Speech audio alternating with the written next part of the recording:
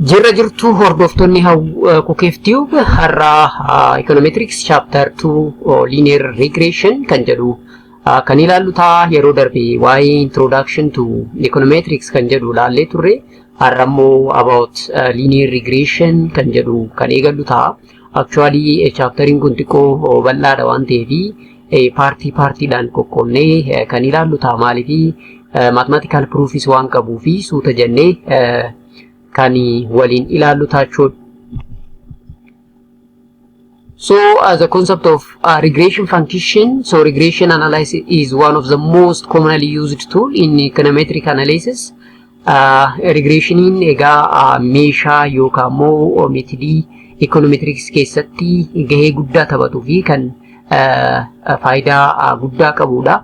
Kanaaf regression kana fayyadamuutiin relationship garagaraa cross check gona coefficient of variable yookaan coefficient garagara determine gona for generally an econometrics model fayyadamuutiin relationship yookaan forecasting hojjennu hundaaf regression analysis kuni baay'ee barbaachisaadha jechuudha. Kanaaf termiin kun econometrics keessatti beekamaadha jechuudha. Actually koorsii garagaraa keessattis termii regression jedhu kana argitaniirtu especially statics irratti regression analysis kan jedhu barree dabarre haa ta'u malee har'a immoo deeply waa'ee regression ilaalla. So kanaaf regression maa inni laata? Regression maa inni kan jedhu ilaalla. So regression is statistical method that attempt to determine the strength and the character of relationship between one dependent variable and the series of variable known as independent variable. So gabaabumatti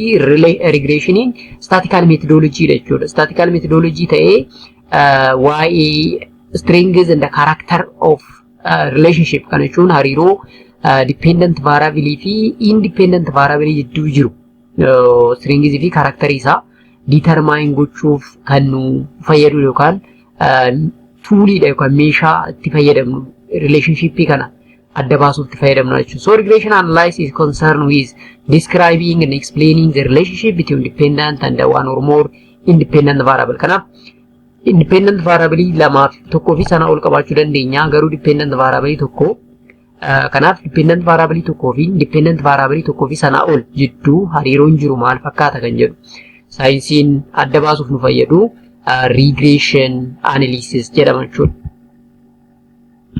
So this regression analysis concerned with the study of dependence of one variable on one or more of another variable with the view to estimating or predicting the population mean or the average value of the former in the terms of known value of the latter. So latter the one that is independent value and the what dependent variable can be determined or compared by using this independent variable jedha. Namichi Francis Galton jedhamu kuni yeroo jalqabaatiif regressioniini waa'ee study of dependence and independence variable estimate gochuu kan predict gochuu akka fayyadu kan nuuf ibsedha jechuudha.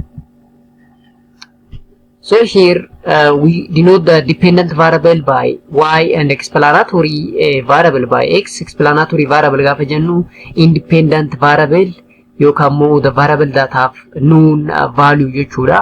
So isa sana maybe we have labeled by x1, x2 and xk, and if k is 1, that is there is one explanatory variable, we have what is known as simple regression. This is what we discussed in this unit.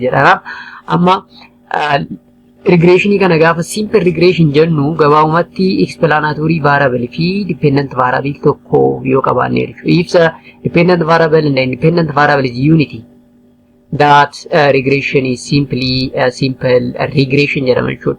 On the other hand, when k is greater than 1, that is there are more than one explanatory variable, we call that is multiple regression. Kanaaf hamma dependent variable fi independent variable qabnu irratti hundaa'uudhaan simple regression da multiple regression jennee bakka lamatti qooduu dandeenya. Simple regression kan jennuuni yoo dependent variable fi independent variable keenya tokko ta'e. garuu explanatory variable keenya tokko ol yoo ta'e fi dependent variable keenya akkasuma yoo ta'e that is known as multiple regression jedhama jechuudha. So regression analyze, our task is to estimate the population regression function on the base of sample regression function as accurately as possible. So regression analyze keessatti dalagaan keenya inni guddaani estimation dha jechuudha. Estimate gochuudha. Estimation keenya kan estimate goonu the population regression function dha. Kan nuti depend irra taanu immoo sample regression function. So by using the sample regression function we can estimate the population regression function by using regression analysis. So this regression analysis have the following objective in the use. So maarree objective in keenya yookaan faayidaan isaa maa inni regression analysis faayidaan inni qabu inni guddaa maa inni kan jedhu ilaala. So one is to show the relationship among variable. Faayidaan isaa inni guddaani hariiroo variable jidduu jiru beekuuf nu fayyada. Akkuma reef dubbanne dependent variable fi independent variable qabna. Hariiroon isaan jidduu jiru maal inni kan jedhu kan nuuf akeeku regression analysis kanaan namfaa to estimate the average value or mean of the dependent variable given that the value of independent variable. Independent variable keenya value isaanii beekna taanaani dependent variable mean isaa yookaan average isaa estimate gochuu ni dandeenya jechuudha. So by using independent variable we can estimate the mean or average of dependent variable by using this simple regression analysis. Sadaffaan to test hypothesis about psi and the magnitude relationship. Kan jechuun psi gaafa jennu dependent and independent variable hariiroo akkamii qabu. Is it inverse relationship? Is it positively related or negatively related? Is it a direct relationship or inverse kan jedhu kan itti beeknu fi magnitude isaa immoo quantify kan itti goonudha jechuudha.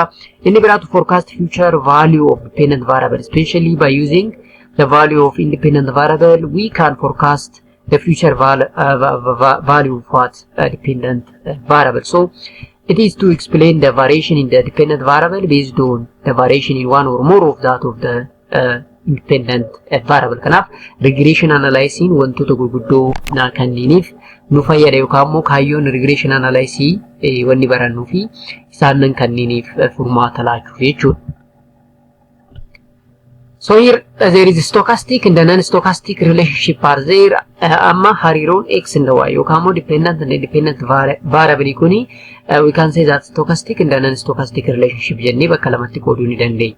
So a relationship between x and y characterized as y is equal to f of x is said to be deterministic or stochastic if for each value of the independent variable x there is one and only one corresponding dependent variable. Kanaaf one-to-one relationship, one-to-one correspondence function yoo ta'e jechuudha karaa biraatiin mathematiksiidhaan gaafa jennu one-to-one correspondence function yoo ta'e kana jechuun hariiroon yookaan immoo relationshipiin y in the x deterministic yookaan non-stochastic kan jennuuni the value of x and the value of y is one-to-one relationship yoo qabaatedha.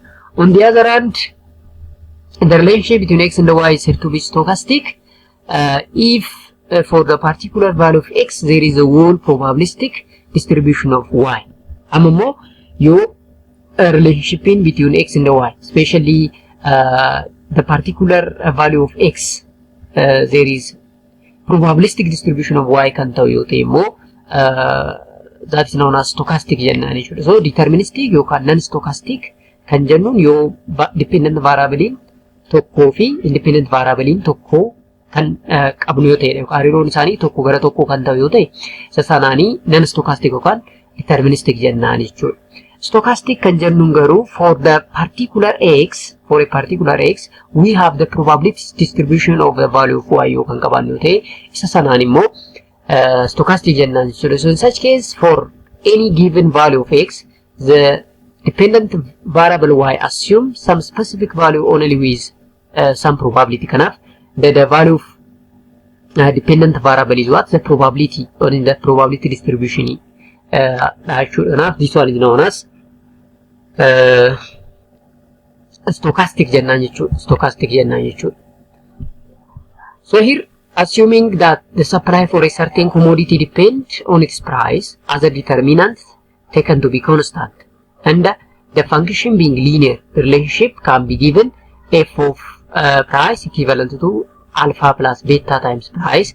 This alpha and the beta is the two parameters. Parameter jennani alpha and the beta tin yokamo intercept and the slope jechuni ni dandenya.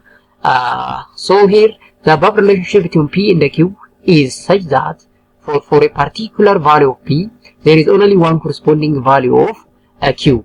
This is therefore deterministic or non-stochastic relationship, since for each price there is always only one corresponding quantity supplied. Kanaaf argitanii irtoomee yoo ta'e quantity fi quantity pricing tokko gara tokkooti relationship kana jechuun for specific quantity there is specific price are there. Kana jechuun gabaabumatti if quantity and the price are one-to-one relationship, that relationship is known as deterministic or non-stochastic relationship jennaan jechuudha. Non-stochastic relationship jennaan. Kanaaf kaayyoo linear regression inni guddaan yookaan chapterii kana inni guddaan to determine the end goal of this chapter is generally to determine the alpha and the beta value. This implies that all the variation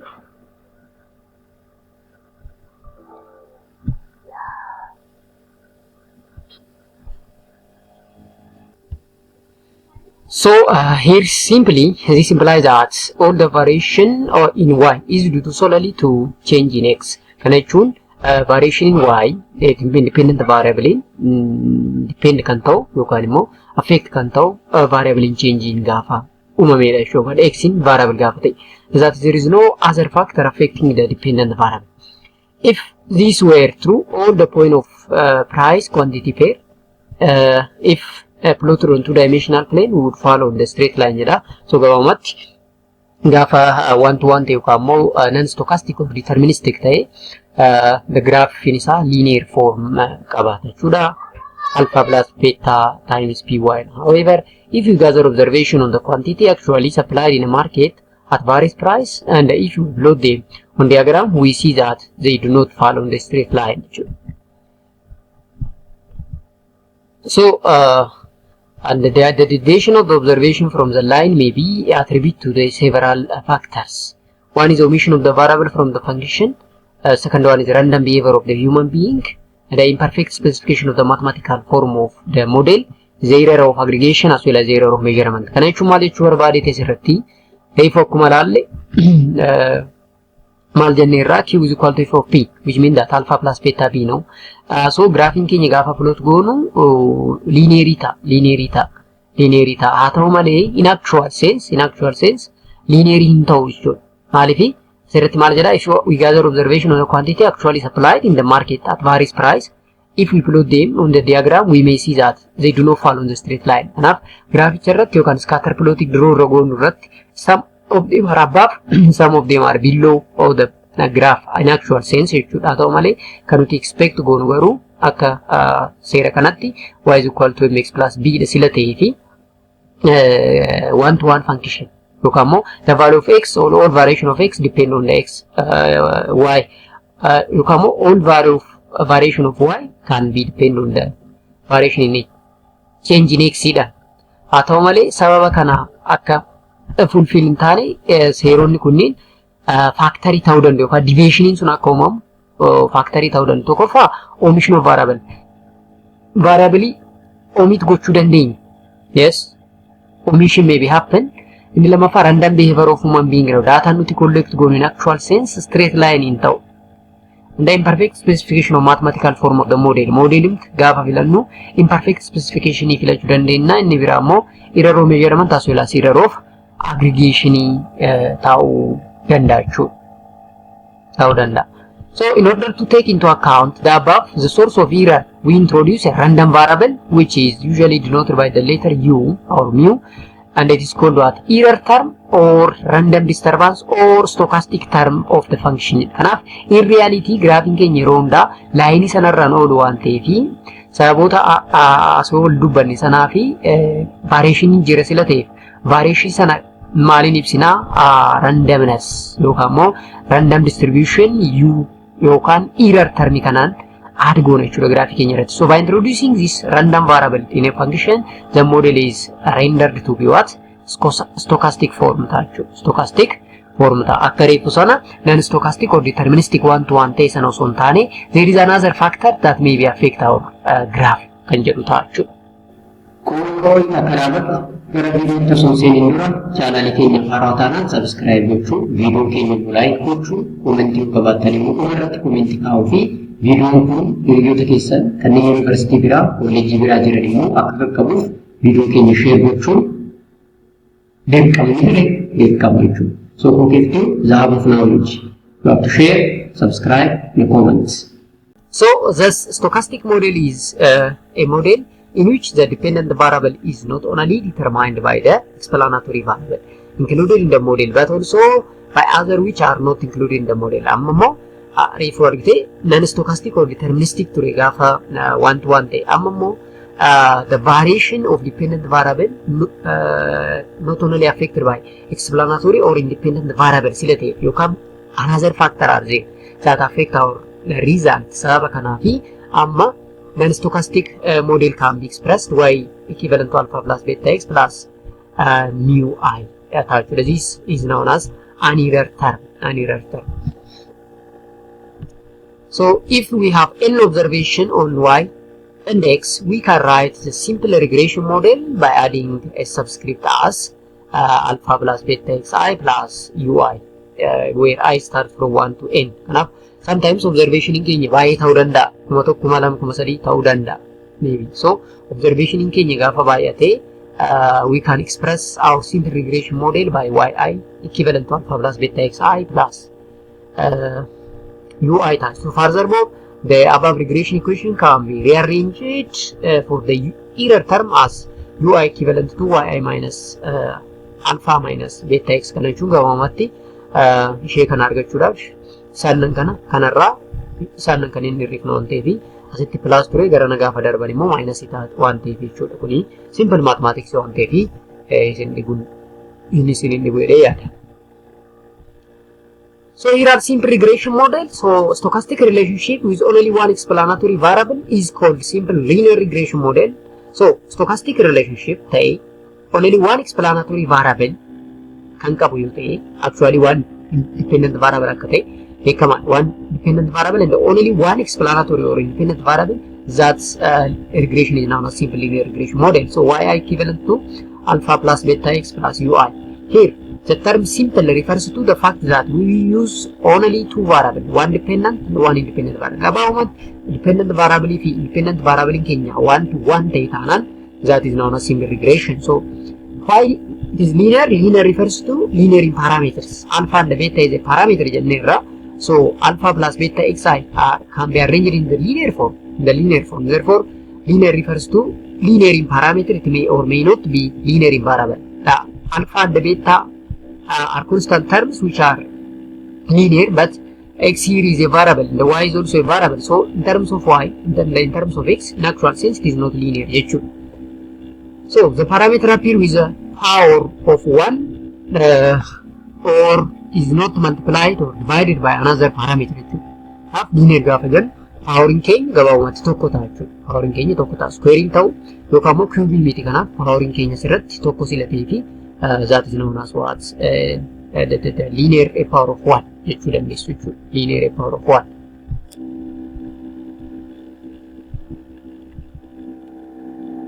So the true relationship which connects the variable involved in splitting two parts, a part represented by the line is a part represented by random term u.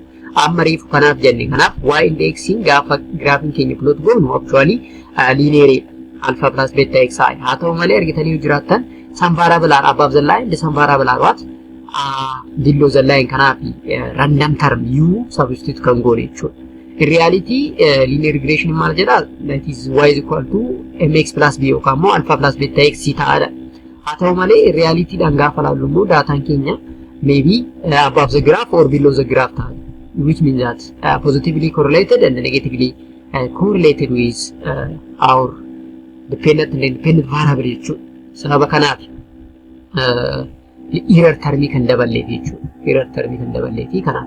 So the scatter of the observation represents the true relationship between y and x. The line represents the exact part of the relationship and the deviation of the observation from the line represented by random component of the relationship. Kanaaf lineage y is equal to mx plus b yookaan immoo alpha plus beta x suni exact part of the relationship gaafa ta'u deviation sun immoo random variable yookaan random variable kanaan bakka buufna jechuudha. Therefore the dependent variable equivalent to alpha plus beta x inni kun regression line keenya jechuudha.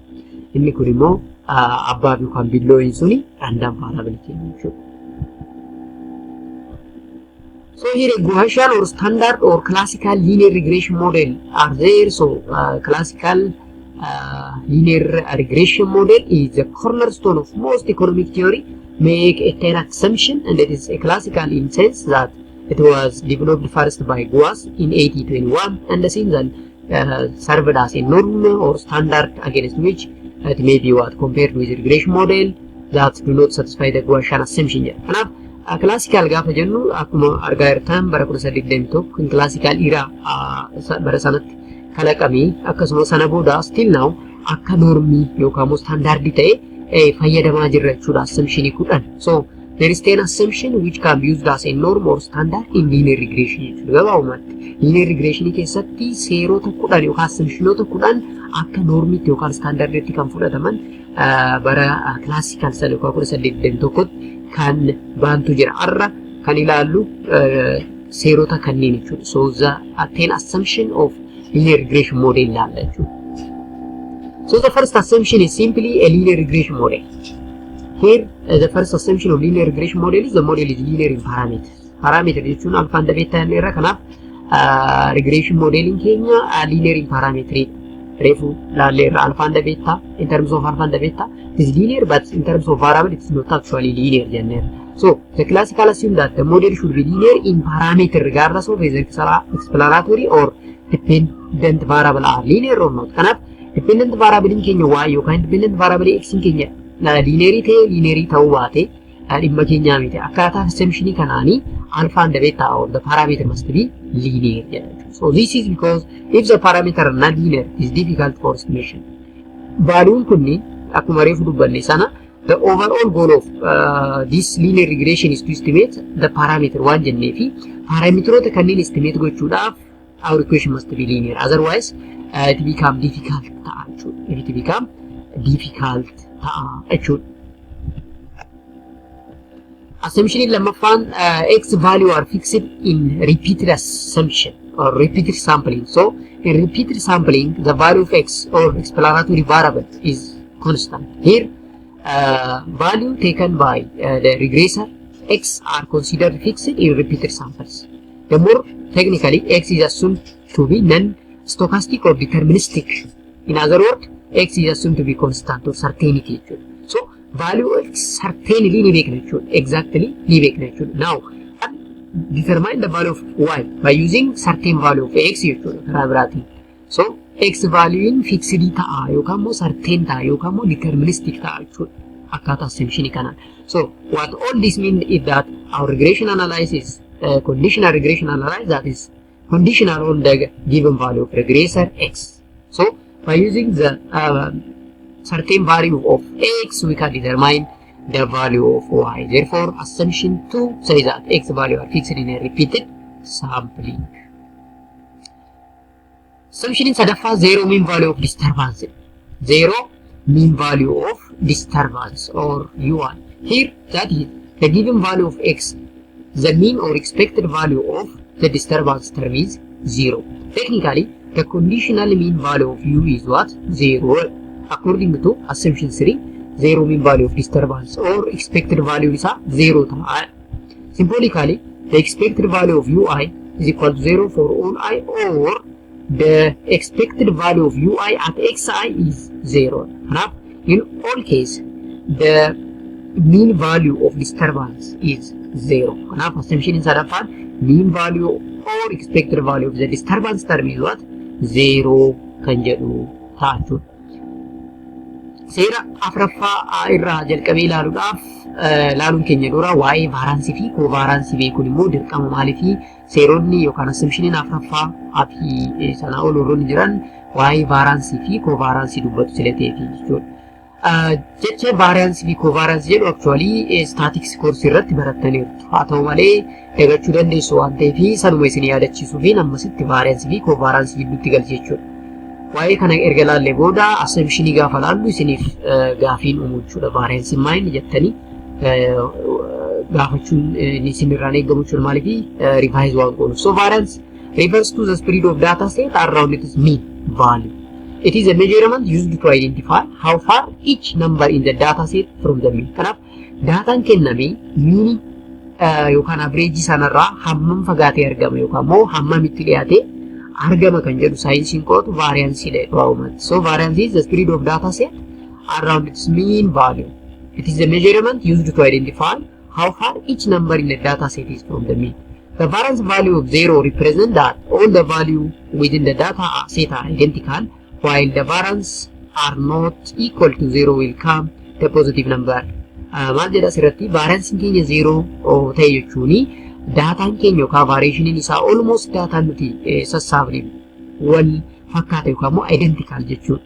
While all variance are not equal to 0 will come in positive number jedha. Yeroo baay'ee variancein 0 ta'u actually positive number ta'a jechuudha. Positive number. So a large variance means that the number in a set far from mean or each other. Variance keenya garmalee guddaa ta'e jechuun daataan keenya mean keenya irraa fagaateera yookaan immoo variationii guddaatu jira jechuudha. So small variance means that the number are closer together in each other. Kanaaf daataa dhibba kan qabnu yoo ta'e daataan dhibbaa sun garmalee walitti dhiyaate taanaan variance keenya 0 ta'a. Garmalee walirraa fagaatee ta'e taanaan variancein isaa baay'ee guddaa ta'a jechuudha. So small variance jechuun gabaabumatti daataan nuti collect goone almost identical jechuudha. So here variance refers to the spread of data almost jenneerra kana. Here formulaan variance itti determine goonu population variance gaafate. Population variance equal to summation of x minus population mean the whole square over n. And here x is represent the individual data point, u represent the mean of the data point, and n represent the total population. Kanaaf formulaa kana fayyadamne population variance determine gochuu dandeenya. Gaafa s goonu immoo sample variance keenya ta'a. Kanaaf x minus x bar ta'a gaafa sana, and small n gaafa ta'u immoo we can say that sample variance. Kanaaf inni kuni bifa population variance ittiin isinii kenname. Inni itti aanu covariance dha. Covariance provide insight into how two variables are repeated to one another. Related to one another. Kana jechuun daataan lama yookaan variable lama hariiroon isaa waliin qaban jechuudha. Covariance jechuudha. So daataan lama akkamitti walitti dhiyaatanii argamu. How they are related to each other kan jedhu kan determine goonu covariance. More precisely, covariance refers to the measure of how two random variables in a data set will change together. Kanaaf daataan lamaan sun yookaan variable lamaan sun akkamitti jijjiiramu. Is there positively correlated or negatively? Kan jedhu akkamitti hariiroon isaanii. Positive covariance means that the two variables are hand positively related and they move in the same direction jechuudha. Negative covariance means that the variables are inversely related or they move in opposite direction. Kanaaf covariance jechuun gabaabumatti variance variable lama jechuudha. Covariance isaanii wal fakkaate jechuun yookaan immoo positive ta'e jechuun relation isaanii positively related jechuudha. Negative ta'e jechuun immoo relation isaanii negatively related ta'an jechuudha. So here covariance x and the y can be determined by using the formula xi minus x bar times yi minus yi. Kana jechuun covariance of x and the y jechuudha. Covariance of x and the y equivalent to xi minus x bar for x jechuudha. yi minus y bar over n minus n jechuudha. X bar jechuun mean ni beektu, mean akka ta'e kana jechuun summation of xi over n jechuudha. Y bar jechuun immoo summation of yi over n jechuudha. Kanaaf covariance formulaa kanaan determine gochuu ni dandeessu jechuudha. Assumptionin inni afuraffaan homoscedasticity or equal variance of u kan jedhu ta'a jechuudha. So given the value of x, the variance of disturbance ui is the same for all operation, and for all value of x and u will show the same dispersion around their mean. Now, among homoscedasticity yookaan immoo equal variance or assumption of equal variance jedhu kuni assumption afuraffaadha yookaan immoo respect godhamuu qaba jechuudha. Inni kuni gaafa heteroscedasticity ta'u immoo waan biraati suni gara fuulduratti kan ilaallu ta'a jechuudha. Kanaaf in homoscedasticity here there is a constant variance called homoscedasticity, as the name indicates. Homo means constant, so homoscedasticity means that a constant variance assumption, and the constant variance itself is called homoscedasticity variance. Here there is a mathematics. Here the variance of error term equivalent to expected of the individual item in the disturbance minus expected value of the disturbance or square ta. Here expected value of error term or disturbance equivalent to what? The population mean. Now hence in the assumptions number 3 we say that the expected value of UI is 0. Enough ref mal jennera shinkun by default 0 akka taate dubbanneetu. Enough here homoscedasticity or constant variance mean that the population variance is equivalent with what the expected value, but expected value here is 0. 0 square is 0. So constant variance or homoscedasticity jechuun kana jechuudha.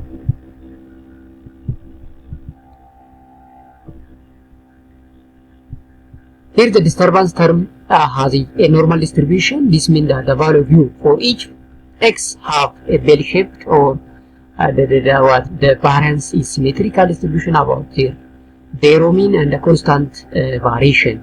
By default, the disturbance term is equivalent or approximately to that of the population, normally distributed population, which means that what? The symmetry to the mean jechuudha. Why normal distribution statics chapter 4 chapter 4 ilaalleerra kanaaf isa ilaaltanii video sana gara duubatti deebitanii ilaaluu dandeessu. Kanaaf disturbance termiin kun actually it is normally distributed ta'a jechuudha. Normally distributed mean that the graph isaa bell shape ta'a jechuun yookaan the disturbance is what? Symmetrically shaped. That is symmetrical distribution jechuudha on the mean. Here randomness of disturbance term or the error term is assumed to be random variable. This means that the value of which UI may assume in any one period depend on chance or probabilistic, and it may be positive, negative or 0. Kana randomness distribution or U term kuni maal ta'uu danda'a? Positive ta'uu danda'a, negative ta'uu danda'a yookaan immoo 0 ta'uu ni danda'a jechuudha. So every value has certain probability of being assumed by you in any particular instance. Assumption in Nishanaffan, no autocorrelation between the disturbance term. Correlation is autocorrelation in hinjiru the disturbance term gidduutti. This means that the value of which the random term assumed in one period does not depend on the value which is assumed in any other period. The period of distribution correlation humatu walii hin qaban jechuudha. Kana jechuun covariance isaanii 0 ta'a jechuudha. Covariance between UI and UJ is equivalent to 0. Kunis proofii qaba here expected value of UI minus expected value of UI minus UJ inni kun immoo by default 0 dha innerra inni kunis by default 0 dha sila ta'eefi so the expected value of UI and UJ equivalent to what? 0 ta'a jechuudha. Assumption number 6, 0 covariance between UI and the XI. Here, this means that there is no correlation between the random variable and the explanatory variable. The assumption in Japan, 0 correlation or covariance between disturbance term and the what? Explanatory variable. If two variables are unrelated with their covariance is 0. Variable in them, relation humatum kabantana covariance is 0 da. And generally full here a mathematical proof in jira, mathematical proof in Kenya jira, covariance of x and the error term equivalent to what? Expected value of the whole expected value of xi minus expected value of xi times ui minus expected value of ui jira. Here by default reef mal jennee inni kun 0 dha inni kun 0 dha waan jennee fi ishee kana 0 dhaan bakka buuftu sana booda expected value of xi minus times isa kana ta'a.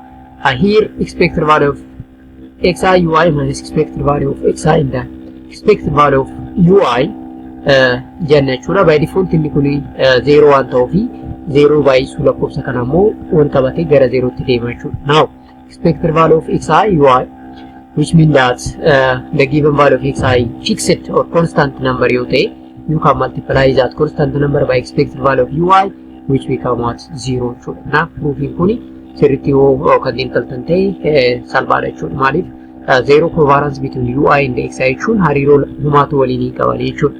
Kana jechuun covariance of x and the covariance of u equivalent to formula kanatti bakka buuftu. Here expected value of UI jechuun 0 dha. Regular irraa in assumption 4 assumption 5. So isa kana gaafa distribute gootan expected value of xi ui minus expected value of xi times ui. Ishiin kun immoo 0 sila ta'ee fi inni kun 0 ta'a jechuudha. So at the end of the day expected value of xi ui jechuun immoo expected value of xi times expected value of ui jechuudha. So x in constant or fixed number yoo ta'e gara alatti gaafa baafnu xi times expected value ta'a. Expected value immoo 0 dha waan ta'eef inni number times 0 0 mataa jechuudha. 0 mataa jechuudha. So assumption number 7, the number of observation n must be greater than the number of parameter to be estimated. Parameter to estimate go no alpha and beta yoo ta'e numbering of observation in keenya at least lama ol ta'uu qaba jechuudha. Alternatively, the number of observation n must be greater than the number of explanatory variable. Here, from a single observation, there is no way to estimate what unknown to variable alpha and beta. Kanaaf single observation qabaanne alpha and beta estimate gochuun hin danda'amu. Therefore, always the number of observation is greater than that of our estimated parameter. So we need to at least 2 pair of observation to estimate 2 unknown value. Assumption number 8, the variability in x values. The variability in x value. By the way, assumption number 2 and assumption number 8 tikko conflict akka numne. Assumption number 2 maal jedha yeroo tokko deebinee ilaalla.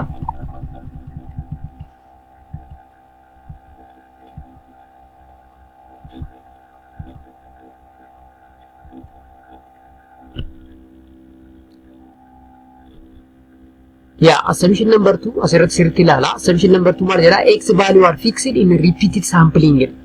Repeated sampling keessatti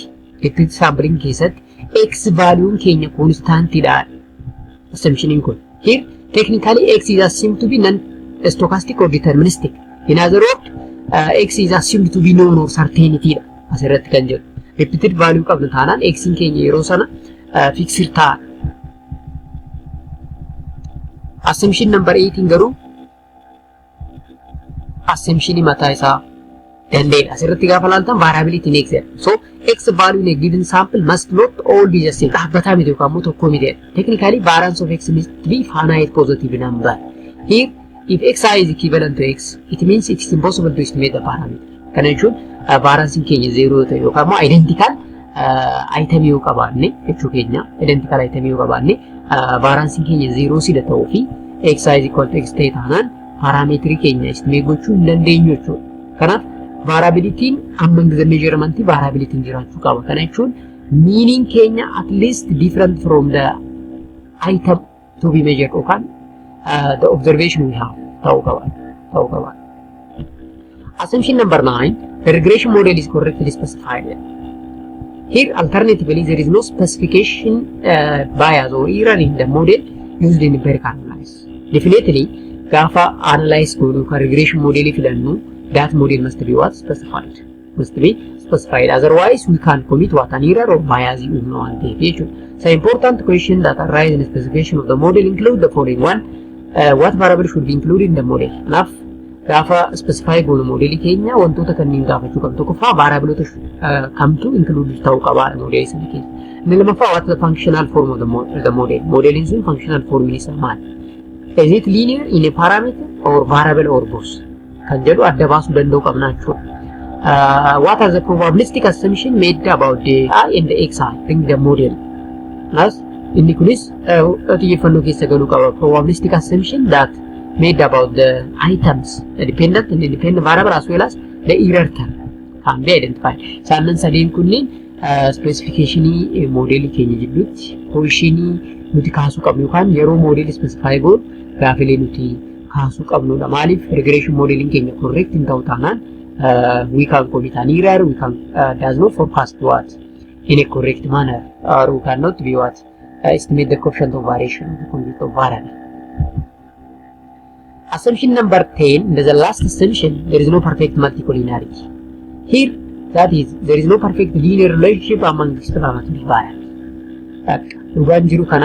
There is no perfect multicollinearity, meaning there is no perfect linear relationship among explanatory variables. The graph y is equal to mx plus b some variable can be below, some variable can be above the line. There is no perfect linear correlation or multicollinearity. We can use the above assumption to derive the following basic concept. 1. Dependent variable y is normally distributed. This means that the y can be normally distributed with a plus bx linear equation with population variance.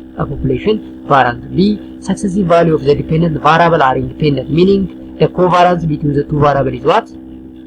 Two successive variables is what? 0. Dependent variable in Kenya successively jidduu yookaan covariance isaan jidduu jiru 0 dha. Kana jechuun isaanuma inni they are what? Independent each other. Here the dependent variable y is normally distributed. Proof is as it is nikahera. The proof can be expected value y is equal to expected value of alpha plus bxi plus ui. Here alpha plus bxi ta'a maalifi ishiin kun 0 silatu jechuudha. Therefore the variance y equivalent to this one the whole square. Now the square can be given in this form. Isa kan square gaafa goota result in argatan kana the end of the day expected value of ui square and the population mean can be what? Given because the expected value of ui is equal to this. Therefore always the variance is what? Normally distributed or y is normally distributed kan jedhu variance is equal to variance y is equal to population variance. The successive value of dependent variable is independent. You can covariance in isa 0 daira. Inni kunis proof in isa sin kaimera. Covariance y and y is equivalent to be this one. Here this is the variance and this one is multiply each other since alpha plus bxi plus y and yg equivalent to this one, and the expected value of this can be what? 0 da. So at the end of the day overall the covariance become what? 0 የሚል assumption አለው ማለት ነው። This is enough for part 1 because as I mentioned before this one is very bulky chapters. Part lammaffaa kan biraa qopheeffanna maalifi suuta jennee paartiidhaan yoo qoqqoodne malee chaaptarii lammaffaa kun gar malee bal'aa waan ta'eef jechuudha. Kanaaf hin bahin waa dagatteerta. Chaanalii keenya subscribe nu godhu subscribe godhu viidiyoo keenya like komentiin qabaatti komentii jalatti naa kaa'i share gochuun hin dagatiin hiriyoota keetiif share gochuus hin dagatiin jechuudha. So viidiyoo keessatti toleera miti maaf like ni goneere jedhuudha. So if you have knowledge, subscribe our channels, like our video, comment, keep comments and share you to your fellow friends. Thank you very much.